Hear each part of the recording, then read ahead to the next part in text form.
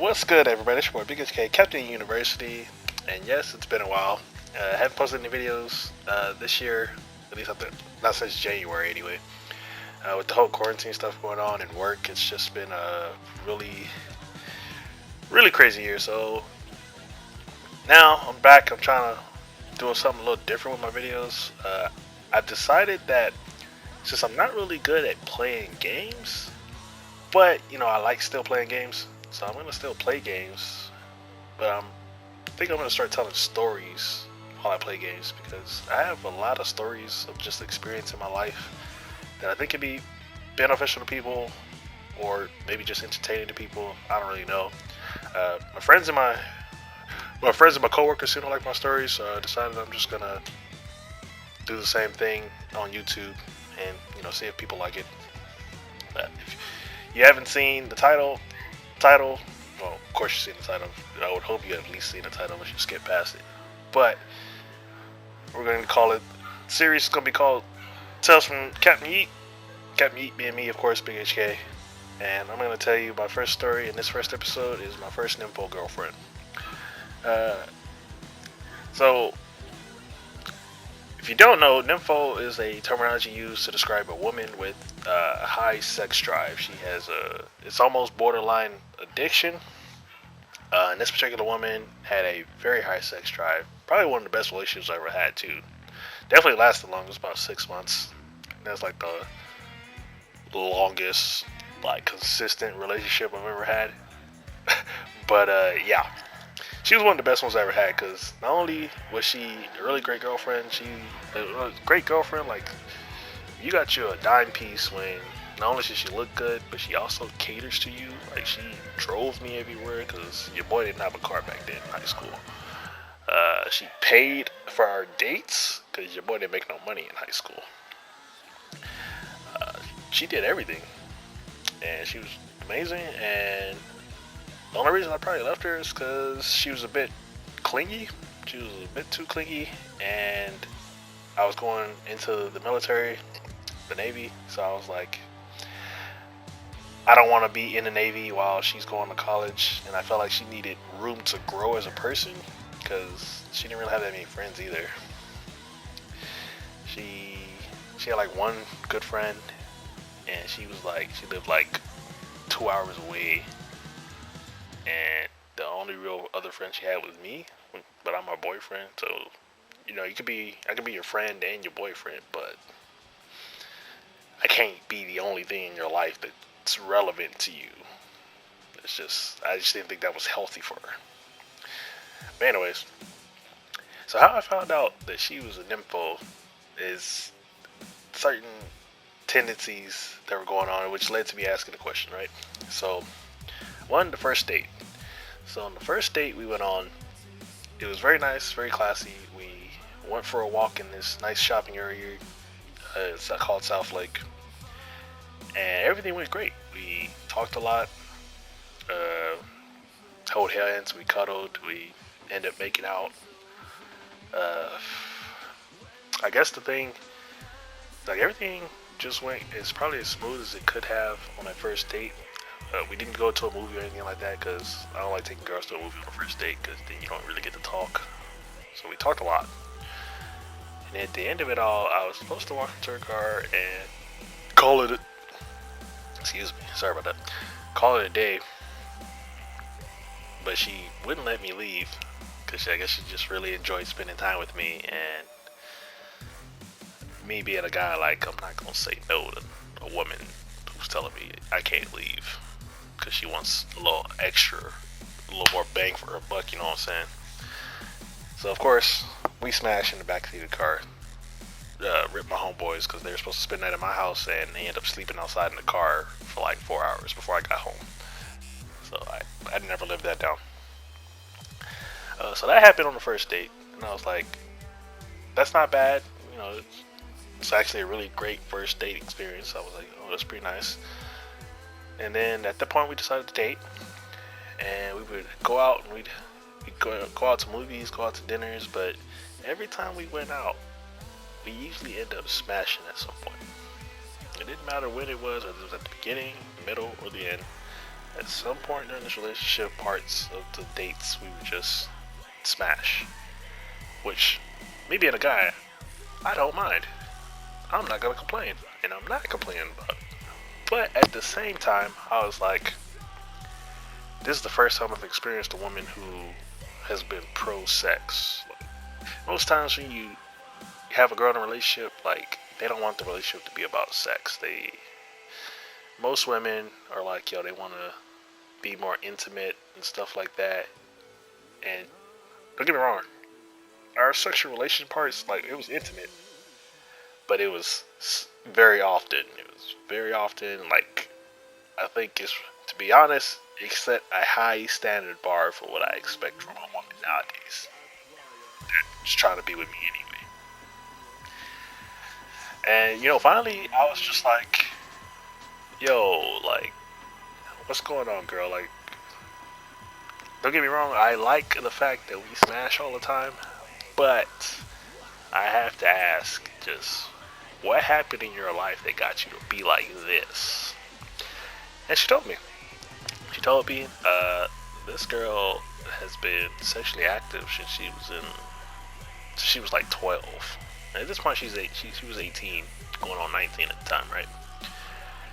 But apparently she's been doing this since she was like 11 or 12. And then we started talking about like her friends, which found out she only had one other friend that she was really cool with, but she lived like 2 hours away. And she didn't have a lot of girls that were friends because obviously a lot of girls didn't like her because she was very popular with the fellas. And she grew up in Omaha, Nebraska, which the way she described it, she grew up in a very hood part where she was the minority.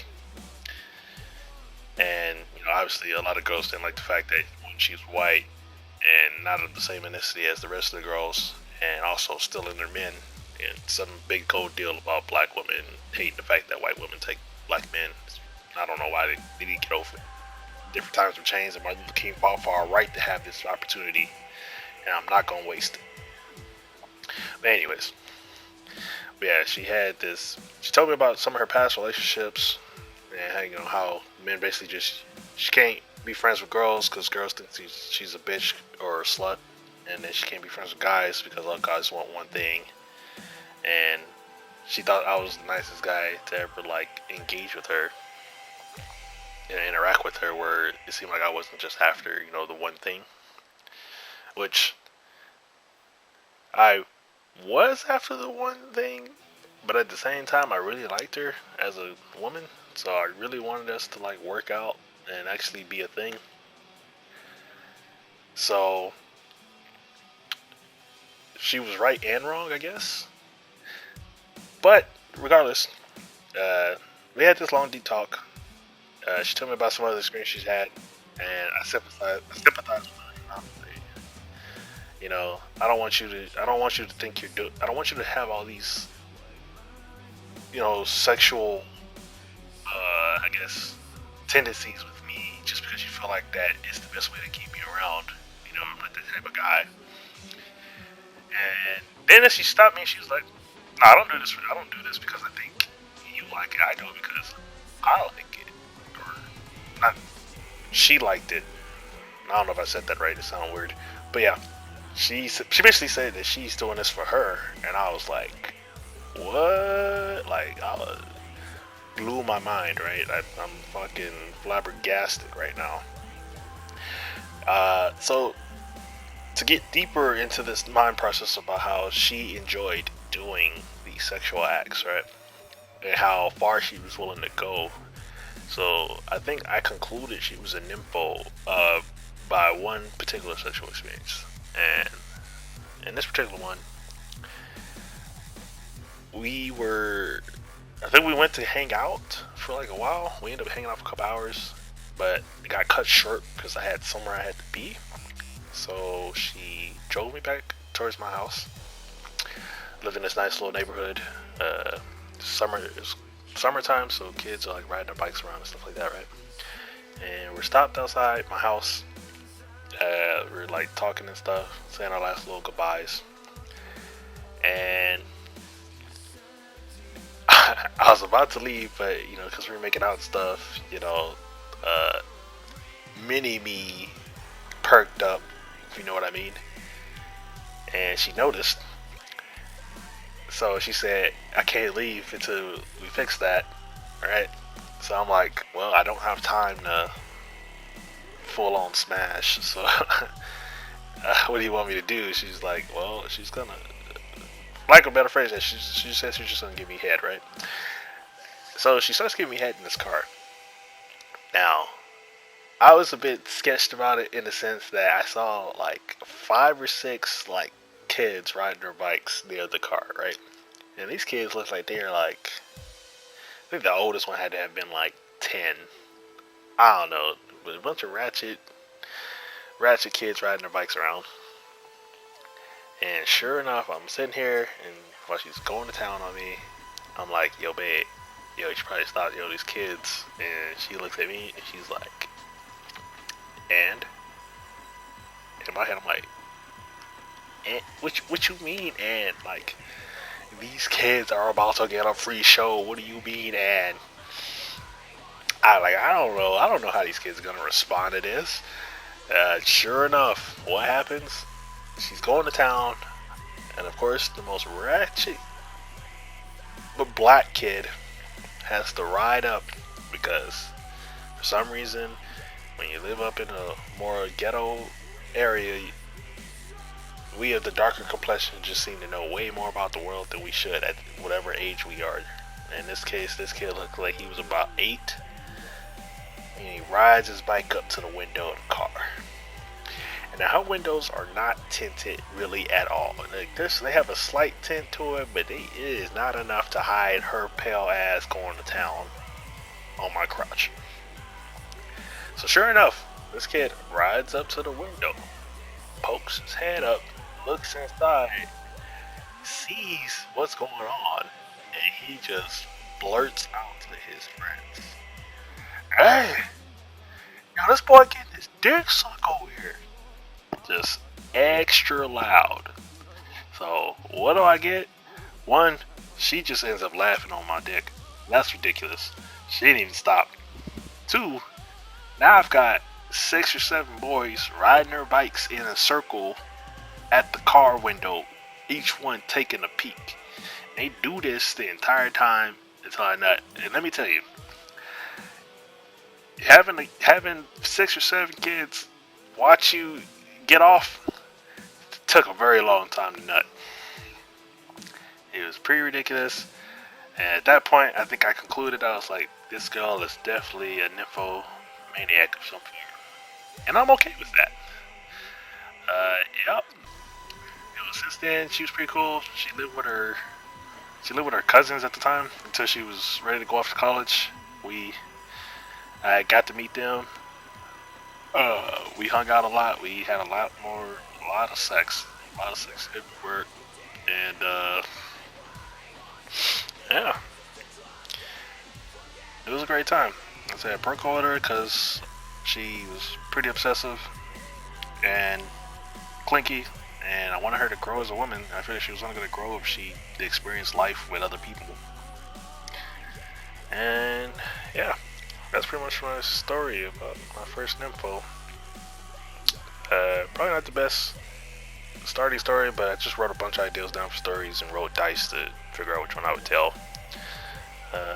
Plenty more stories where this came from though, so don't just sleep on this one just because this one's bad or not that great. I don't know, but I do have a lot of good stories to tell, especially my time in the military, and I hope to tell it all. I guess for now, other things I'm gonna tell you guys that I'm probably gonna start streaming too. Probably stream random games like Apex, Smite, stuff like that. Probably do it like every other day. So obviously catch the stream on Yeetunversity, Twitch, PlayStation Gaming, of course. And yeah, I'll probably tell some more stories coming up. Maybe I might tell some other experiences with this girl if you guys like it. So I guess for this video, if I can get like, bruh, if I can get like 5 likes, I'll make another one. Tell a different story.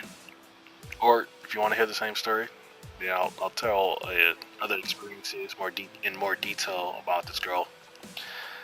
And if anything else, you can leave comments. If you want things you want me to talk about, whether it be relationship issues or problems in life you have, just let me know and I'll try to talk about it. This is your Captain Big HK signing out, boys and girls. Like, yo, I'm just out, bro. Fuck it.